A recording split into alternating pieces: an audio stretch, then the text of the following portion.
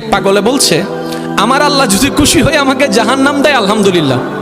এবার শিক্ষিত সমাজ যারা আমাদের মতো কিছু আছে না, বেশি পণ্ডিত, এবার যাই বলতেছে সবাই চাই জান্নাতে যাইতে, এই পাগলে চাই জাহান্নামে যাইতে। কত বড় গাদা। পাগলে মুস্কি হেসে বলে যায়, হ্যাঁ ঠিকই বলছেন, আপনাদের মতো সুস্থ আমি হতে চাই না, এই পাগলেই থাকতে চাই। এবার তাদের একটু টনক লটলো, কই কেন? সবাই চাই জান্নাত, তুমি চাচ্ছ জাহান্নাম। বলে যে ভাইয়ারা, আপনারা মনে হয় আমার কথাটা খেয়াল করেন নাই। আমি বলেছি আমার রব যদি খুশি হয়ে,